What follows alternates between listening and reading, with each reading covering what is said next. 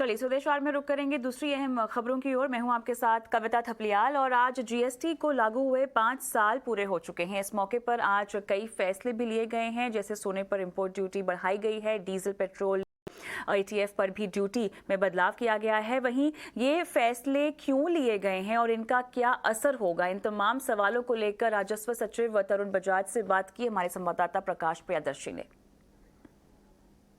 जो notification finance ministry ने निकाला है, खासकर गोल्ड और पेट्रोल डीजल पे जो ड्यूटीज़ हैं बढ़ाने की, सबसे पहले मैं गोल्ड के बारे में पूछूंगा। उम्मीद ये की जा रही थी, इनफैक्ट एसोसिएशंस इस बात की मांग कर रहे थे कि स्मगलिंग बढ़ रही है इंपोर्ट ड्यूटी बढ़ाने से, लेकिन फिर से उसमें और बढ़ोतरी की गई है 15% तक। इसके पीछे का रैशनल क्या था? देखिए, गोल्ड हम कुछ भी प्रोड्यूस नहीं करते देश में, गोल्ड पैदा नहीं होता, हमारा गोल्ड सारा इंपोर्ट होता है। और वर्ल्ड में सेकंड बिगेस्ट खपत गोल्ड की भारत देश में है सारे वर्ल्ड में, जबकि हम गोल्ड कुछ भी यहाँ पर प्रोड्यूस नहीं करते, सारा गोल्ड हमारा इंपोर्ट होता है। तो इस टाइम पर जब करेंसी पे भी प्रेशर है, करंट अकाउंट डेफिसिट हमारा इंक्रीज़ हो रहा है क्योंकि पेट्रोलियम के प्राइसेस के दामों में बहुत बढ़ोतरी हुई है, बीच में मेटल में भी बहुत बढ़ोतरी हुई थी। तो जब इन सबको हम इंपोर्ट करते हैं तो कहीं ना कहीं हमें लगता है कि जो चीज़ हम थोड़े दिनों के लिए रोक सकते हैं उसको रोकें।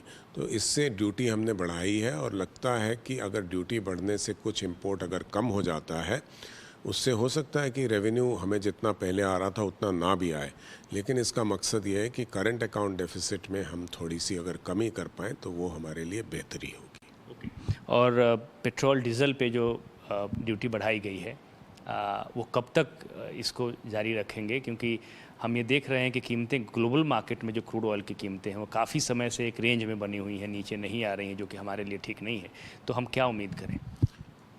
ड्यूटीज़ जो पेट्रोल डीजल और क्रूड पे लगाई हैं, उसको भी हमें समझने की ज़रूरत है कि क्यों लगाई हैं। क्योंकि जब क्रूड पेट्रोल डीजल का दाम बढ़ने से पहले जितना था उस पर कुछ प्रॉफिट या कम आती थी। आज के दिन क्योंकि प्राइस बढ़ गया है और ट्रेडिंग चाहे देश में या देश के बाहर सब इंटरनेशनल पैरिटी प्राइस पे होती है, तो कुछ कंपनीज को बहुत अधिक लाभ हो रहा था। तो ये इसको विंडफॉल टैक्स इसीलिए कहते हैं कि विंडफॉल गेन हो गया, सडनली विंड फॉल हुई और वो गेन हो गया। तो इसलिए उसका ये था कि कुछ उसमें से सरकार भी ले ले, बिकॉज आज के दिन पेट्रोल और डीजल के दामों में बहुत बढ़ोतरी है, बाकी देशों में, भारत देश में उसके मुकाबले कम प्राइस है इसका। तो ये है कि अगर जो कंपनियां इस पे बहुत ज़्यादा प्रॉफिट कमा रही थी, उसमें से कुछ प्रॉफिट गवर्नमेंट ने टैक्स के रूप में लिया है। टोटल विंडफॉल गेन पे सर ये टैक्स है या उससे पार्शियल है, और सरकार को इससे कितना रेवेन्यू मिल सकता है? ये पूरा नहीं है, जितना वो प्रॉफिट पहले कमा रहे थे उससे ज़्यादा ही कमाएंगे। कि जो विंडफॉल गेन हुआ है वो कुछ, जैसे कहते हैं अंग्रेज़ी में, something has been left on the table for them, वो छोड़ा गया है और पूरा नहीं लगाया गया है। इससे कितना शुद्ध लाभ होगा उसको कहना कठिन, मैं बताता हूँ किसी कारण से है, मुझसे बहुत लोग पूछ रहे हैं। सबसे पहले क्योंकि हमने विंडफॉल टैक्स लगा दिया तो उतना मेरे को इनकम टैक्स कम मिलेगा। अगर वो लाभ कमाते तो मुझे इनकम टैक्स देते। मुझे कुछ सेस भी मिलता है, कुछ प्रॉफिट पेट्रोलियम भी मिलता है इन कंपनी से, उसमें भी कमी आएगी। और साथ ही साथ जैसे कि मैंने कहा है एक और फोरम पे भी कि हर 15 दिन में इंटरनेशनल प्राइसेस के बेसिस पर इसको हम रिवाइज करते रहेंगे। तो ये सब चीज़ें निश्चित नहीं हैं, तो ये किस तरह से बिहेव करता है आने वाले समय पे, तो हमारा रेवेन्यू उस पर ही डिपेंड करेगा। पर हाँ, इस बात को मुझे मानने में कोई हर्ज नहीं है कि रेवेन्यू पॉजिटिव होगा, पर कितना पॉजिटिव होगा ये आज के दिन कहना मुश्किल है। सर, क्या आपको लगता है कि इससे investment oil and gas sector में, क्योंकि हम डोमेस्टिक प्रोडक्शन बढ़ाने के लिए काफ़ी कोशिश कर रहे हैं, इनफैक्ट पिछले कई सालों से सरकार ने पूरी पॉलिसी बदल दी, इन्वेस्टमेंट फ्रेंडली किया, उसके बावजूद भी प्रोडक्शन में उतनी तेज़ी नहीं आई जितनी उम्मीद की जा रही थी। तो इस फैसले से इन्वेस्टर्स के मन में ये एक डिस्करेज करने वाला फैसला हो सकता है? बहुत अच्छा सवाल किया आपने, और मेरा ख्याल में इस बात को मेरे को क्लैरिफाई करना था, मैंने कई और जगह पे नहीं किया है। जो क्रूड जिसकी प्रोडक्शन हमारे यहाँ पर बहुत कम है और हम ज़्यादातर इंपोर्ट करते हैं, उसके लिए हमने 2 फैसले इसके साथ लिए हैं। एक तो ये फैसला लिया है कि जो छोटे हैं, जो कि 20 लाख बैरल पर ईयर की प्रोडक्शन करते हैं, उन पर ये टैक्स नहीं लगाया है। तो छोटा आदमी जो 1 वेल या 2 वेल पे निकाल रहा है, तो हमारी कोशिश है कि वो पैसा कमा ले, वो और मेहनत करे, अपने वेल की प्रोडक्शन को बढ़ाए, या किसी और वेल में अगर उसको एक्सप्लोरेशन करना है तो वो कर सके।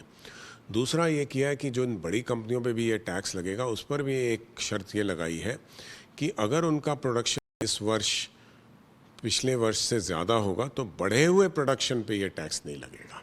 इसका कहने का मतलब ये है कि सपोज़ 100 यूनिट अगर उन्होंने प्रोड्यूस किया था पिछले वर्ष में, और इस साल 100 यूनिट में तो उनको टैक्स देना पड़ेगा ये, लेकिन जो 101वां यूनिट वो बनाएंगे या उससे ज़्यादा बनाएंगे, उस पर हम कोई टैक्स नहीं लेंगे। तो ये एक बहुत बड़ा इंसेंटिव है उनके लिए कि वो अपनी प्रोडक्शन को बढ़ाएं। एक क्लैरिटी ज़रूरी थी मार्केट को, क्योंकि काफ़ी रिएक्शंस इसके बारे में आ रहे थे और हमसे भी सवाल पूछे जा रहे थे। अच्छा हुआ सर आपने इसको क्लैरिफाई किया। एक आखिरी सवाल SEZ से संबंधित, कन्फ्यूज़न इस बात को भी लेकर था क्योंकि एक साथ में नोटिफिकेशन था कॉमर्स मिनिस्ट्री जो DGF ने किया था, जो एक्सपोर्ट रेस्ट्रिक्शंस था उससे संबंधित, तो उससे कन्फ्यूज़न हो रही थी कि क्या SEZ में जो यूनिट्स हैं उनको ये टैक्स देना होगा या नहीं देना होगा। SEZ में कई तरह के टैक्स रिलीफ मिलते हैं कंपनियों को, फिर उनको क्यों सर इस एमिट में लाया गया? SEZ में इसलिए टैक्स लगाया गया कि वहाँ पर भी विंडफॉल प्रॉफिट हो रहा है, और इस पूरी पॉलिसी का ये भी मकसद है कि जो डोमेस्टिकली जो बना रहे हैं वो अपने पेट्रोल पंप पे भी तेल डालें, और वो यहाँ पर भी पेट्रोल, डीजल और ATF की उपलब्धता कराएं। तो एक वो कारण था, और दूसरा अगर हम उस पे नहीं लगाते हैं तो आर्बिट्राज बना रहेगा, और उससे ये था कि इस आर्बिट्राज की वजह से ये पॉलिसी में कुछ प्रॉब्लम्स आएंगी, इसलिए वो टैक्स लगाया है। लेकिन जैसा कि मैंने कहा है कि ये कोई परमानेंट टैक्स नहीं है, ये स्पेशल कंडीशंस हैं, सारे वर्ल्ड में वॉर की वजह से भी बढ़ा है, तो ये कुछ पीरियड के लिए जो विंडफॉल गेन्स हो रहा है उसमें हम बंटवारा कर रहे हैं कि कुछ आप रख लीजिए, कुछ सरकार को दे दीजिए। और मैं ये भी कहना चाहूँगा कि ये जो पैसा है वो सरकार सोशल वेलफेयर और डेवलपमेंट प्रोजेक्ट्स के लिए यूज़ करेगी, गरीब के लिए यूज़ करेगी, तो एक रीडिस्ट्रीब्यूशन ऑफ प्रॉफिट है। मार्केट ये भी जानना चाहता है सर, आखिरी सवाल है कि कब तक ये विंडफॉल गेन टैक्स लगता रहेगा, कब, या फिर कौन सा वो समय होगा जब ये इसको हटा लिया जाएगा?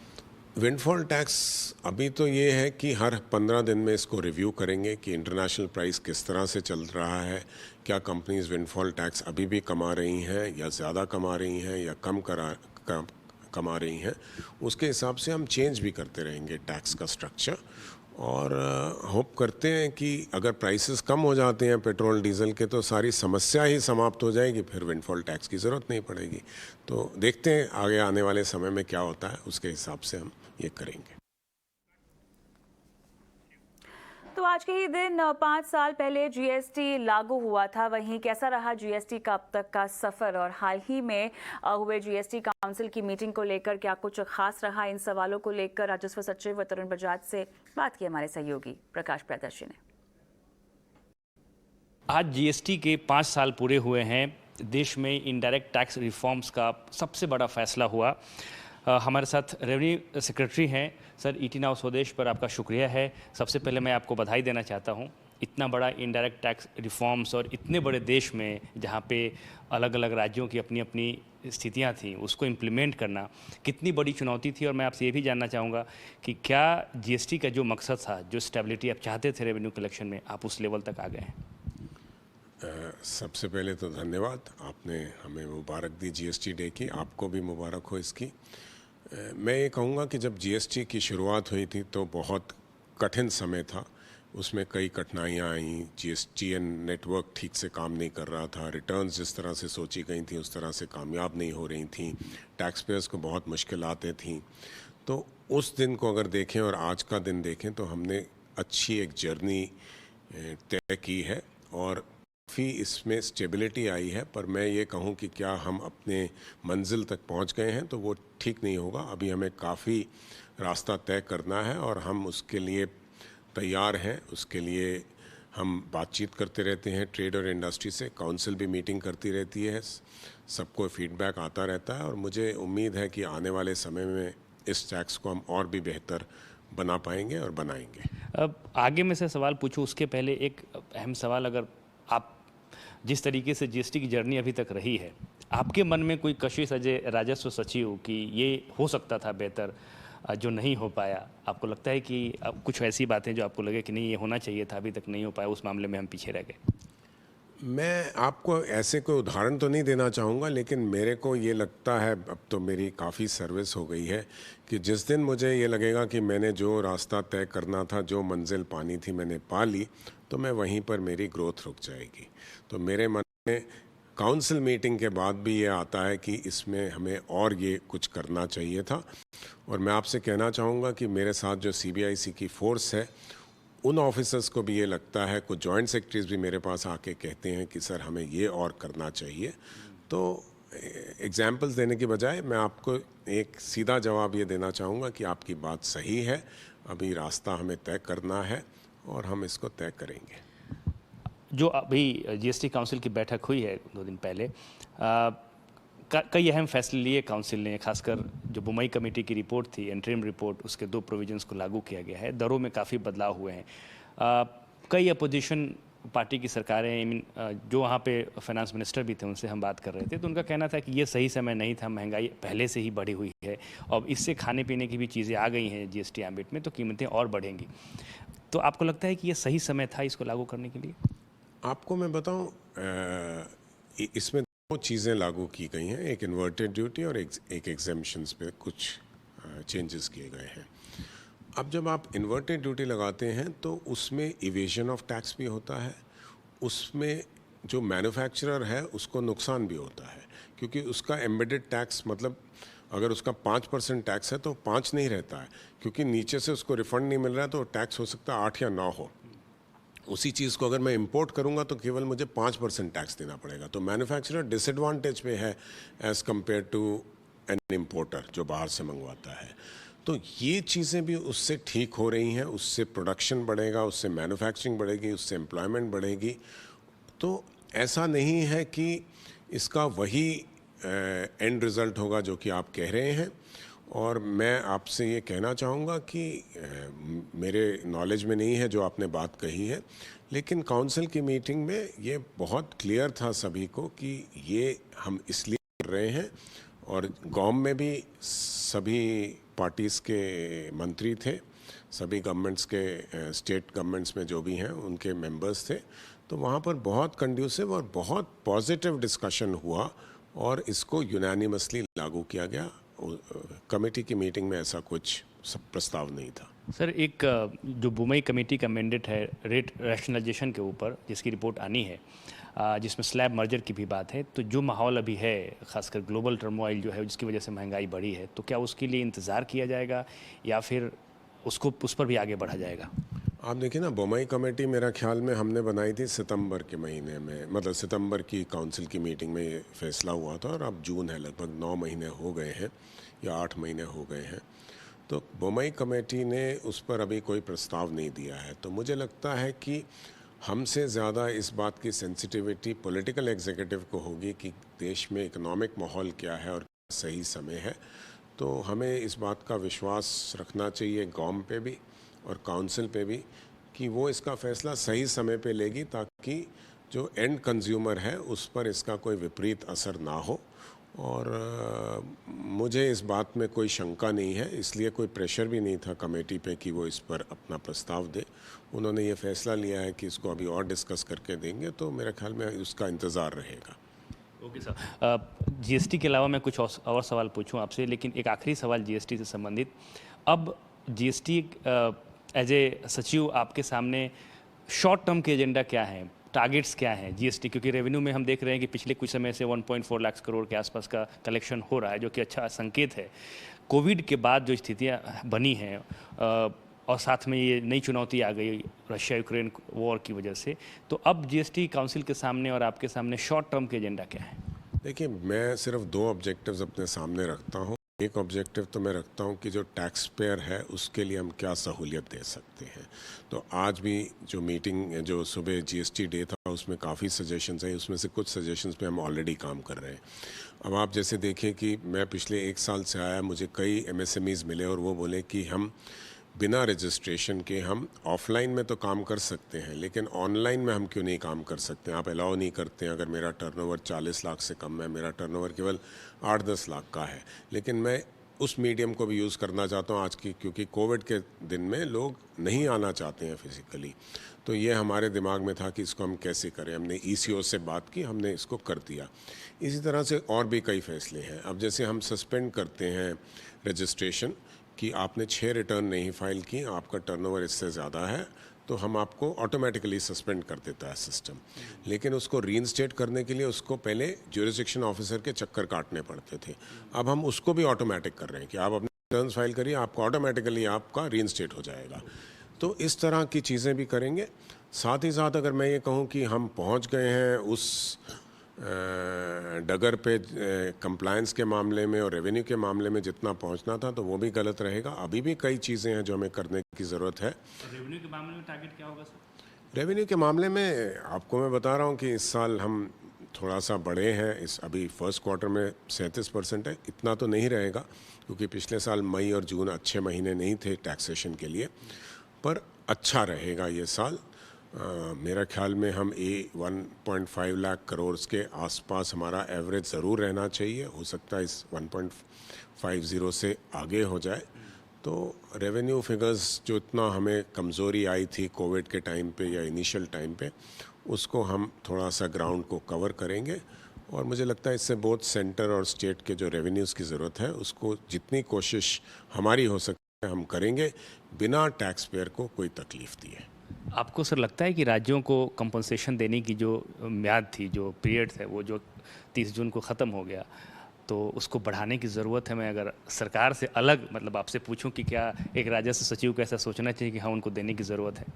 मेरा ख्याल में राजस्व सचिव तो एक ऑफिसर है, तो हमारी जो सोच है वो मतलब पॉलिटिकल के एग्जीक्यूटिव के यहाँ से निकली है। तो अभी तो मेरा वही स्टैंड रहेगा जो मेरे बॉस का स्टैंड था इस पर। लेकिन जैसे कि मैं आपको ये कहना चाहूँगा कि पिछले साल हमारा 30% जीएसटी रेवेन्यू बढ़ा, 49% मेरा डायरेक्ट टैक्स का रेवेन्यू बढ़ा, ओवरऑल इनडायरेक्ट टैक्स 20% बढ़ा। इस साल अभी तक डायरेक्ट टैक्स 43-44% ज़्यादा है पिछले साल के मुकाबले में, और जीएसटी 37% ज़्यादा है। तो अगर रेवेन्यू फिगर्स में इतनी बढ़ोतरी हो रही है तो सेंटर को भी, और सेंटर को है तो स्टेट्स को भी मदद मिलेगी अपने रेवेन्यू सोर्सेज को इम्प्रूव करने के। चलिए रुक करते हैं कमोडिटी से जुड़ी खबरों की ओर, जहां पर कमोडिटी और करेंसी बाजार के लिए जबरदस्त एक्शन वाला दिन था। एक तरफ जहां गोल्ड इंपोर्ट बढ़ाने का फैसला सरकार ने लिया, तो उसके बाद भी रुपए की कमजोरी नहीं थमती दिखाई दी। पहली बार डॉलर के मुकाबले रुपया 79 रुपये 12 पैसे तक पहुंच गया। इन दोनों ही खबरों को समझाने के लिए हमारे सहयोगी विश्व मोहन कुमार हमारे साथ जुड़ गए हैं। बताइए विश्व मोहन। देखिए, जो गोल्ड इंपोर्ट बढ़ाने का जो फैसला सरकार का इसलिए था क्योंकि लगातार रुपया कमज़ोर हो रहा है और सरकार को लगता है कि गोल्ड हम बड़े लेवल पर इंपोर्ट करते हैं, तो अगर इंपोर्ट बिल को कम करना है तो गोल्ड के इंपोर्ट पर भी कर लगाना ज़रूरी है। इसलिए गोल्ड इंपोर्ट ड्यूटी 7.5% से बढ़ाकर 12.5% कर दिया गया और सरचार्ज के साथ अब ये ड्यूटी बढ़कर 15% हो चुका है। और सर, हमने डोमेस्टिक मार्केट में गोल्ड के प्राइसेस पर भी देखा, जहां एक तरफ इंटरनेशनल मार्केट में गोल्ड कमजोरी के साथ कारोबार कर रहा था, वहीं डोमेस्टिक मार्केट में 1100 से 1500 रुपए तक की तेजी दिन के दौरान दिखी। अभी भी 11 से 1200 रुपए तक की तेजी हम एमसीएक्स गोल्ड में देख रहे हैं। 52,000 के ऊपर भी इंट्राडे में गोल्ड का भाव चला गया है और जानकारों को लगता है कि अब अगर पूरा फैक्टर इन होने में हो सकता है कि आगे गोल्ड में थोड़ी तेजी और दिखे। तो दूसरी तरफ अगर रुपए की जो कहानी है, रुपया अपनी कमजोरी लगातार बनाए हुए है। सरकार की कोशिश के बाद भी लगातार यहां पर वीकनेस दिख रही है और पहली बार आज डॉलर के मुकाबले रुपया 79 रुपये 12 पैसे के स्तर पर चला गया है। जिस तरह से अपने ट्रेड डेफिसिट लगातार बढ़ता जा रहा है, मई के जो डेटा देखे उस डेफिसिट के डेटा देखकर वो चिंता बढ़ती है और सरकार के पास भी बहुत ज़्यादा रूम नहीं बचा हुआ है, इसलिए लग रहा है। दूसरी तरफ फेड की जो पॉलिसी है वो लगातार सख्त है। जुलाई की जो बैठक होने वाली है फेड, वहाँ पर भी वो 3/4% ब्याज दरें बढ़ाने वाले हैं। तो तमाम ऐसे फैक्टर्स हैं जो डॉलर को मजबूती कर रहे हैं और पिछले दिनों जो दुनिया की बाकी करेंसीज के मुकाबले रुपया उतना कमजोर नहीं हुआ था, तो अब धीरे धीरे रुपया भी उसी चाल पर चल रहा है और रुपए में भी ये कमजोरी दिख रही है। चलिए रुक करेंगे अब शेयर बाजार की ओर, जहां पर इस पूरे हफ्ते हमने देखा कि उतार चढ़ाव भरा कारोबार हुआ है। आखिरकार निफ्टी इस हफ्ते करीब 1% की कमजोरी के साथ 15,752 के स्तर पर बंद हुआ है। निफ्टी बैंक में करीब 1.5% की कमजोरी हमने देखी है। जहां तक हफ्ते के आखिरी कारोबारी दिन की बात करें तो आज निफ्टी 28 अंक गिरकर 15,752 और सेंसेक्स 111 अंक गिरकर 52,908 के पास बंद हुआ है। हालांकि निफ्टी बैंक और मिड कैप में हमने तेजी का रुझान देखा। हफ्ते भर में आज क्या क्या हमने हलचल देखी है, साथ ही आज का दिन कैसा रहा कारोबार के लिहाज से, सहयोगी प्रियंका ओपल आनंद बता रही हैं। देखिए, आज के कारोबार की भी बात करनी होगी और पूरे हफ्ते की भी कारोबार की बात करनी होगी। तो सबसे बड़ा एक इम्पैक्ट जो क्रिएट किया वो क्रूड ने क्लियरली जब भी क्रूड के कच्चे तेल के कारण वोलेटिलिटी आई है, आपको कंप्लीटली इसका इम्पैक्ट दिखा है उन लोगों पर जो बेनिफिशियरी होते हैं और उन लोगों पर भी जो प्रोड्यूसर होते हैं। लेकिन आज का दिन तो एक्सेप्शनल था। आज सुबह इस शुरुआत में ही जब सरकार ने विंडफॉल गेन टैक्स की बात कही, यानी एक्सपोर्ट पर टैक्स, पेट्रोल डीजल एटीएफ इन पर आपको एक्सपोर्ट ड्यूटी देनी होगी, उसके चलते बड़े रिएक्शंस आपने देखे। रिलायंस पर आए, रिफाइनरी स्पेस पर आए, रिलायंस पर सबसे बड़ा डेंट आया। बाजार को लगभग 140 पॉइंट तक नीचे खींचा आज रिलायंस ने। इनफैक्ट आज बाजार शायद ऊपर बंद होता 150-200 पॉइंट, लेकिन रिलायंस की वजह से आप आज देखेंगे तो बाजार पर बड़ा डेंट रहा। उसके अलावा ऑयल प्रोड्यूसर्स, चाहे वो ऑयल इंडिया हो, ओएनजीसी पे तो 12 से 13% का कट डेंट हमने देखा। उसके बाद जो बड़ा दूसरा एक और झटका था, जो 2 बजे के बाद दोबारा से क्लैरिफिकेशन आई, जहां पर वित्त मंत्री आकर उन्होंने ये क्लियर किया, क्योंकि रिलायंस पर पहले एक कैच ये आ रहा था कि रिलायंस के सिर्फ 50% तक की ही कैपेसिटी जो है शायद टैक्सेबल होगी, क्योंकि 50% SEZ में आती है। लेकिन बाद में क्लैरिफिकेशन आई कि SEZ पर भी टैक्स लगेगा, वहां कोई छूट नहीं होगी। उसके बाद हमने देखा कि रिलायंस जहां रिकवर हो चुका था, सिर्फ 5% तक गिरा, तो फिर गिरकर 8% पे और डेज लो पर जाकर बंद हुआ है। तो ये एक बड़ा न्यूज़ मेकिंग मूवमेंट जो है आज कंप्लीटली ऑयल की तरफ से आई। क्रूड के चलते, क्रूड की उस चाल के चलते जो ऑयल प्रोड्यूसर्स हैं या फिर ऑयल रिफाइनर्स हैं, उन पर आज भी आपने मूवमेंट देखी। और पूरे हफ्ते में भी इसी वॉलेटिलिटी पर आप काउंटर्स को देखें, सेक्टर्स को देखें, जिनको जब क्रूड कम हुआ तो आपको पेंट स्टॉक्स और टायर स्टॉक्स वहाँ एक बाउंस बैक दिखा, और जब क्रूड बढ़ा तो आपको ऑयल प्रोड्यूसर्स लाइक ONGC और तमाम दूसरे काउंटर्स पर GRMs के फायदा आपको रिलायंस जैसे काउंटर्स पे देखने को मिला। सो ओवरऑल आज के दिन में अगर आप बात करें तो बड़े जो लूजर्स थे वो आपको इन्हीं स्पेसेस से देखने को मिले। लेकिन गेनर्स कहाँ थे? गेनर्स आपको थे ITC की बात करनी होगी। ITC आज लगभग 4% की मूव के साथ बंद हुआ, 280 के लेवल को क्रॉस होकर बंद हो। बजाज ट्विंस चले, सारे ही फाइनेंस काउंटर्स आपको दिखेंगे, क्योंकि एक और न्यूज़ आई कि गोल्ड पर इंपोर्ट ड्यूटी बढ़ाई गई, जिसका चलते आपने देखा कि टाइटन तो नहीं चला, लेकिन मुथूट फाइनेंस हो, ये गोल्ड फाइनेंस काउंटर है। उसके अलावा दूसरे, इस न्यूज़ के चलते दूसरे finance counter like Shriram transport finance, LIC housing finance, Canfin home सुबह चल रहा था। तो सारे finance counters and Bajaj twins of course, ये इन सब स्टॉक्स में मूवमेंट देखने को मिली। एंड उसके अलावा कुछ और स्टॉक्स जो FNO में आपको जिनमें अच्छी खासी मूव थी, जुबिलेंट फूड हो, डेल्टा कॉर्प फिर से आपको बाउंस बैक दिखा। पूरा रियल एस्टेट पैक, जहाँ थोड़े रोल ओवर्स फिगर्स वीक थे लास्ट एक्सपायरी में, वहाँ पर शायद नए लॉन्ग्स बनते हुए दिखाई दे। गोदरेज प्रॉपर्टीज़ में हमने देखा अच्छा मूव बनते हुए दिखाई दिया। और क्लियरली HDFC लाइफ जैसे काउंटर्स, वहाँ पर आपको जहाँ पर पीछे टॉप लूजर था और उसके बाद आपको बाउंस बैक करके फिर से गोदरेज, HDFC लाइफ हो, AHG AMC को हमने ट्रैक किया इस हफ्ते में, जहाँ पर अच्छी मूव्स निकल कर आई। और इस पूरे हफ्ते में एक चीज़ और नहीं भूली होंगी, ऑटो पैक ने फिर से आउट परफॉर्म किया, जिसमें महिंद्रा, 2 बड़ी इंपॉर्टेंट डेवलपमेंट्स थी। महिंद्रा की नई SUV लॉन्च हुई, मारुति की नई 10 वेरिएंट्स की ब्रीजा लॉन्च हुई। सो ये कुछ हीरो स्टॉक्स भी रहे थे इस पूरे हफ्ते के।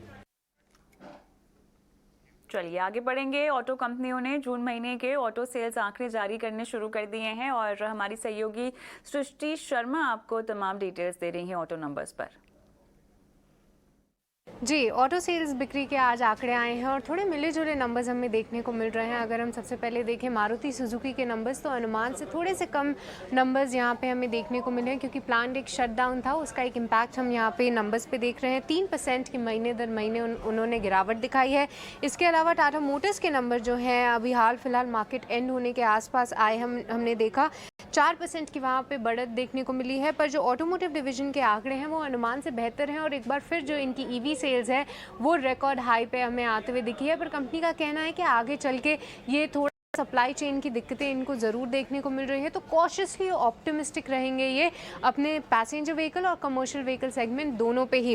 टाटा मोटर्स का प्रदर्शन कमर्शियल व्हीकल सेगमेंट में भी काफ़ी अच्छा रहा है। हम लगातार देख रहे थे, हमने आप दर्शकों को बताया भी था कि कमर्शियल व्हीकल सेगमेंट जो है आउट परफॉर्म करता हुआ नज़र आना चाहिए। अगर यहाँ पे देखें तो टाटा मोटर्स की में नंबर्स में 14% की महीने दर महीने बढ़त देखने को मिली है। वहीं आयशर मोटर्स 12% की ग्रोथ दिखाया है।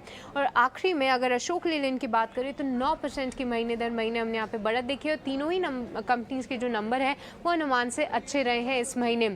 अब अगर M&M के नंबर्स की बात करें तो अभी कुछ ही समय पहले उनके नंबर्स आए हैं। M&M ऑटोमोटिव डिवीजन ने इस बार 54,000 से ज़्यादा यूनिट्स बेचे हैं, अनुमान से हल्के से कम आए हैं। और इनके अगर ट्रैक्टर डिवीजन के आंकड़े देखें तो वो भी अनुमान से थोड़े से कम 41,000 से थोड़े से ज़्यादा इन्होंने यहाँ पे ट्रैक्टर्स बेचे हैं। और ट्रैक्टर डिवीजन में एस्कॉट्स ने भी नंबर घोषित किए थे तो वो भी थोड़े अनुमान से कमज़ोर ही रहे। देखिए डिलेड मॉनसून देखने को मिली है जिसका अभी इस बार तो थोड़ा सा असर देखने को मिला है, पर आने वाले समय में दोनों ही कंपनीज काफ़ी पॉजिटिव हैं कि ट्रैक्टर सेल्स आने वाले समय में कैचअप करती हुई नज़र आनी चाहिए। और आखिर में बजाज ऑटो के जो नंबर्स आए हैं वो अनुमान से बेहतर रहे हैं और एक बार फिर एक्सपोर्ट्स का जो आंकड़ा है वो 2 लाख यूनिट से ज़्यादा आते हुए दिखा है। महाराष्ट्र की राजनीति में सियासी गेम बदलने के बाद बदलने वाला जो गेम है बदले का वो शुरू हो गया है। नई सरकार के बनते ही कई ऐसी घटनाएं हुई हैं जिसे लेकर विपक्ष सवाल खड़े कर रहा है। एक तरफ सरकार बनी, दूसरी तरफ उद्धव ठाकरे के फैसले को पलट दिया गया। फिर कुछ घंटे बाद शरद पवार को एक पुराने मामले में इनकम टैक्स ने नोटिस भेज दिया। संजय राउत से लगातार ईडी की पूछताछ हो ही रही है। इन सब के बीच महाराष्ट्र कांग्रेस के अध्यक्ष नाना पटोले ने कहा है कि महाराष्ट्र में ईडी की सरकार है। ये रिपोर्ट देखिए।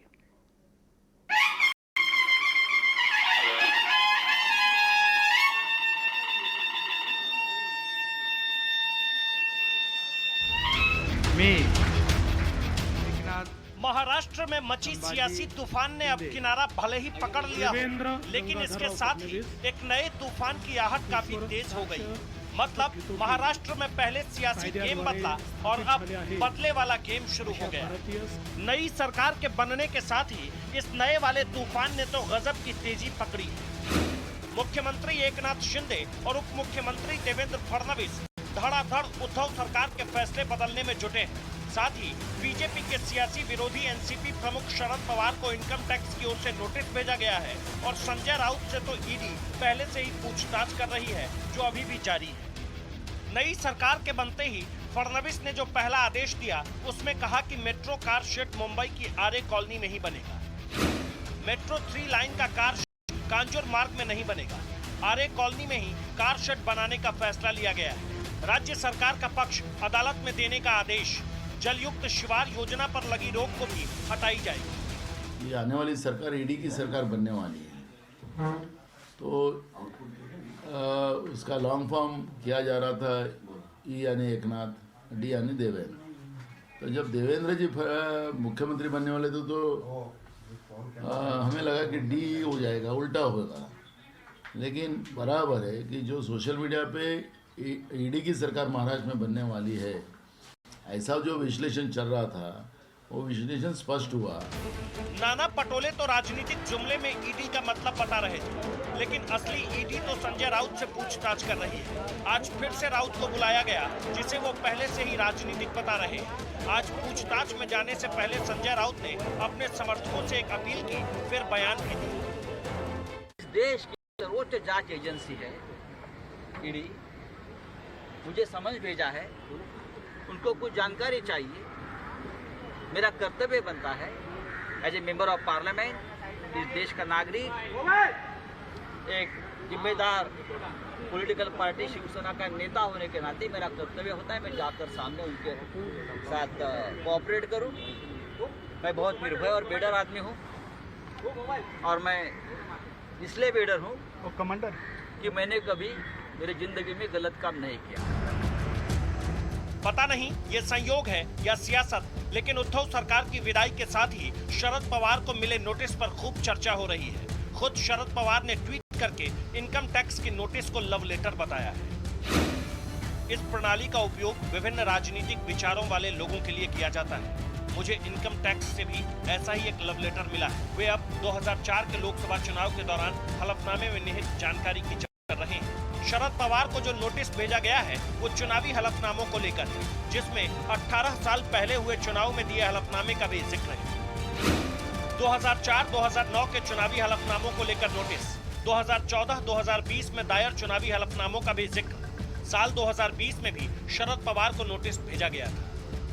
ऐसा नहीं है कि पहली बार शरद पवार ने इनकम टैक्स के नोटिस को लव लेटर बताया है। इससे पहले अक्टूबर 2021 में अजीत पवार के घर छापेमारी पर उन्होंने कहा था कि अजीत के घर पर कुछ सरकारी मेहमान हैं, लेकिन मुझे उसकी कोई चिंता नहीं है। महाराष्ट्र में जिस तरह से सियासी उथल-पुथल मची है, उसके बाद अब बदले वाला गेम रुकता हुआ दिख नहीं रहा है। अभी सरकार बदली है तो सिर्फ फैसले ही नहीं बदलेंगे। जिस तरीके की बयानबाजी हो रही है, उससे यही लगता है कि खेल अभी लंबा चलेगा।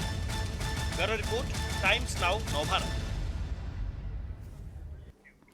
महाराष्ट्र में शिंदे की अगुवाई में बीजेपी के साथ नई सरकार आई है तो नए कलेवर है। सत्ता में आते ही पुरानी सरकार पर फैसलों का वार शुरू हो गया है। महाराष्ट्र में नई सरकार आई तो सबसे पहले वही किया जो कि अक्सर नई सरकार से उम्मीद की जाती है, पुरानी सरकार के फैसलों को बदलना। यही वजह है कि अब महाराष्ट्र में नया बवाल शुरू होता हुआ दिखाई दे रहा है।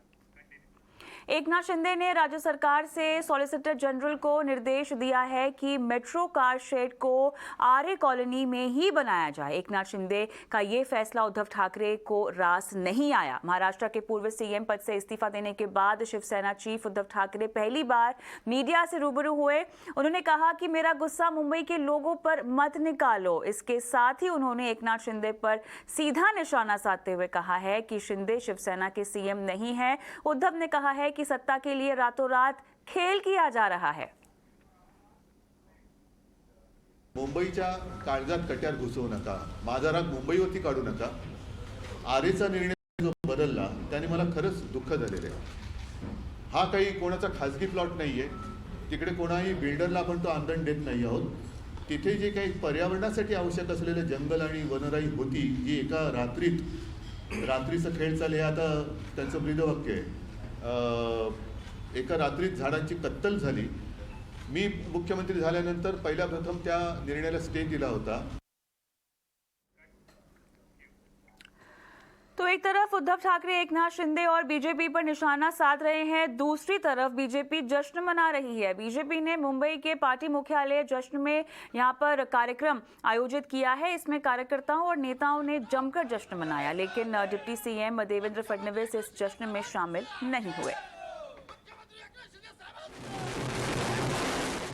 अहंकारी सरकार उद्धव ठाकरे जी की जो विकास विरोधी थी, जो किसान विरोधी थी, वो सरकार चली गई और डेवलपमेंट का एजेंडा लेने वाली और कार्यकर्ता से नेता बनने वाली एकनाथ शिंदे और देवेंद्र फडणवीस जी की सरकार आ चुकी है, उसका हमें आनंद है। धोखे की बात करने वाले उद्धव जी बहुत नम्रता से आपको कहते हैं, आपके दल ने दगाबाजी और गद्दारी की है। आपने गद्दारी करके सोनिया की कांग्रेस और शरद पवार के राष्ट्रवादी के साथ चले गए। आपके पार्टी की गद्दारी, इसके कारण आपकी हालत हुई है।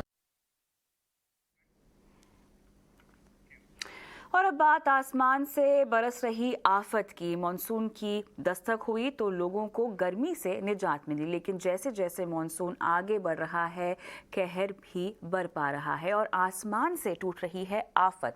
और इस आफत की चपेट में आ गए हैं शहर शहर। एक रिपोर्ट।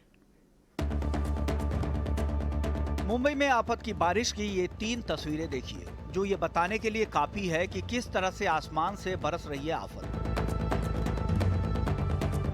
मॉनसून की दमदार एंट्री में माया नगरी पानी पानी हो गई। समंदर की लहरों से घिरा हुआ मुंबई बारिश की पानी में डूबा हुआ नजर आ रहा है। दादर, माटुंगा समेत सयान के कई इलाकों में बारिश के बाद जल भराव हो गया है। सड़कों पर पानी की रफ्तार इतनी तेज थी कि गाड़ियां भी रोड पर ही फंस गई और कुछ देर के लिए मुंबई थम गई। लगातार हो रही बारिश की वजह से लोगों को परेशानियों का सामना करना पड़ा। ट्रेन से लेकर गाड़ियां तक रेंग रेंग कर ही आगे बढ़ी। सिर्फ मुंबई ही नहीं, चेन्नई का ही वही हाल है। बारिश के बाद शहर के कई हिस्से पानी में डूबे दिखाई दिए। ये लहरों के कहर की तस्वीर है असम की। असम के बाढ़ से सिचुएशन और बिगड़ती जा रही है। राज्य में अभी भी 25 जिलों में 29 लाख से ज्यादा लोग प्रभावित हैं। सिलचर शहर पिछले 11 दिनों से पानी में है। वहां के लोगों की दिक्कतें और बढ़ गई है। घर में खाने पीने के सामान की भी किल्लत है। लगातार हो रहे बारिश से स्थिति और गंभीर होती जा रही है। हालांकि सीएम हिमंत बिस्वा शर्मा ने लोगों को हर संभव मदद देने की बात कही है। ये तस्वीरें दिल्ली और एनसीआर की हैं, जहां मूसलाधार बारिश के चलते लोगों को उमस भरी गर्मी से भी राहत मिल गई। हालांकि इस दौरान सड़कों पर पानी भर गया और कई जगह ट्रैफिक जाम जैसी स्थिति बन गई। राजधानी दिल्ली में मानसून ने अपनी दस्तक दे दी है और दिल्ली में इस वक्त झमाझम बारिश हो रही है। हम दिल्ली के विजय चौक पर मौजूद हैं, जहां आप देख सकते हैं कि दिल्ली में किस कदर बारिश हो रही है। इस बारिश की चाह हर दिल्ली वासी को थी, क्योंकि पिछले कुछ दिनों से दिल्ली में चिपचिपाती गर्मी पड़ रही थी, जिससे दिल्ली वासी बेहाल हो रखे थे। इस वक्त ऑफिस टाइम है और अगर ये बारिश लगातार इसी तरीके से जारी रही तो दिल्ली में थोड़ी देर ट्रैफिक जाम की समस्या देखने को मिल सकती है। लेकिन ये बारिश दिल्ली वासियों के लिए कहीं ना कहीं राहत लेकर आई है, क्योंकि इस बारिश से दिल्ली वासियों को चिपचिपाती गर्मी से राहत मिलेगी। वहीं मौसम विभाग ने 4 जुलाई तक भारी बरसात के साथ आंधी तूफान आने की भी संभावना जताई है। ऑल इंडिया का जो रेनफॉल एक्टिविटी अगर देखें तो मध्य प्रदेश, राजस्थान, पंजाब, हरियाणा, ये सारा उत्तर प्रदेश, बहुत जगह में रेन आज रिपोर्ट हो रहा है। इसलिए जो हमारा जो रेन थोड़ा डेफिशिएंसी था वो इम्प्रूव होगा। और अगर बात करें आगे जो प्रेडिक्शन का, तो दिल्ली का रेन जो है आज और कल रहेगा, उसके बाद रिड्यूस होगा, फिर 5 और 6 को नया स्पेल शुरू होगा। और अगर मानसून का बात करें, जैसे पर्टिकुलरली मानसून का जो एडवांस है कंपेयर टू लास्ट ईयर, इस साल बहुत ज़बरदस्त मैं बोलूँगा, क्योंकि रेनफॉल बहुत ज़्यादा है। और क्लाउड अगर देखेंगे, ये बहुत मतलब strong monsoon cloud reporting from Punjab, Haryana, Delhi, Chandigarh और पूरा जो हमारा पश्चिम हिमालयन हिल है, वहाँ भी हैवी रेनफॉल हो रहा है। हमारा वार्निंग जो है आज और कल तक ऑरेंज वार्निंग है पूरा एरिया में, उसके बाद स्लोली रिड्यूस होगा। उसके बाद गुजरात, दक्षिण राजस्थान में रेनफॉल बढ़ेगा, मध्य प्रदेश में भी बढ़ेगा और उसके साथ साथ महाराष्ट्र भी बढ़ेगा 3 दिन के बाद। बहरहाल मानसून की दस्तक ने एक तरफ लोगों को गर्मी उमस से निजात तो दिलाई है, लेकिन ऊपर से ऐसी आफत भी बरसाई है कि लोगों की जिंदगी अस्त व्यस्त हो गई है और आने वाले 4-5 दिनों तक यही हाल रहने के आसार है। ईटी नाउ स्वदेश। चलिए हम आपको रथ यात्रा के अलग अलग रंग दिखाते हैं। सबसे पहले बात वर्ल्ड फेमस पुरी की रथ यात्रा की। कड़ी सुरक्षा के साथ पुरी में जगन्नाथ रथ यात्रा का आगाज हो चुका है। इस रथ यात्रा में भगवान जगन्नाथ, बहन सुभद्रा और भाई बलभद्र के साथ 3 भव्य रथों में सवार होकर निकलते हैं। ये रथ यात्रा 12 जुलाई तक चलेगी। वहीं रथ यात्रा के मौके पर केंद्रीय गृह अमित शाह अहमदाबाद में मंगला आरती में शामिल हुए। जगन्नाथ रथ यात्रा के मौके पर ट्वीट करके उन्होंने सभी देशवासियों को शुभकामनाएं भी दी। गुजरात के सीएम भूपेंद्र पटेल ने भी भगवान जगन्नाथ का रथ खींचकर यात्रा की शुरुआत की है। उन्होंने सोने के झाड़ू से रास्ते को भी साफ किया। वहीं ममता बनर्जी भी कोलकाता के इस्कॉन मंदिर पहुंची। रथ यात्रा के मौके पर ममता ने भी भगवान जगन्नाथ की आरती की।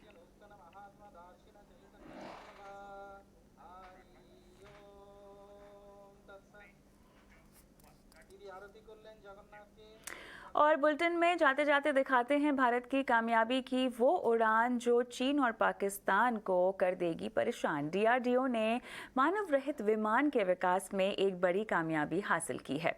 अमेरिका के B-2 बॉम्बर जेट फाइटर की तरह दिखने वाला ये ड्रोन पूरी तरह से ऑटोमेटिक था और इसने खुद ही टेक ऑफ लिया और आसानी से लैंडिंग भी की। डीआरडीओ ने autonomous flying wing technology demonstrator की पहली उड़ान को कामयाबी से पूरा किया है। कर्नाटक के चित्रदुर्ग एरोनॉटिकल टेस्ट रेंज में उड़ान पूरी की गई। रक्षा मंत्री राजनाथ सिंह ने इस कामयाबी के लिए डीआरडीओ को बधाई भी दी।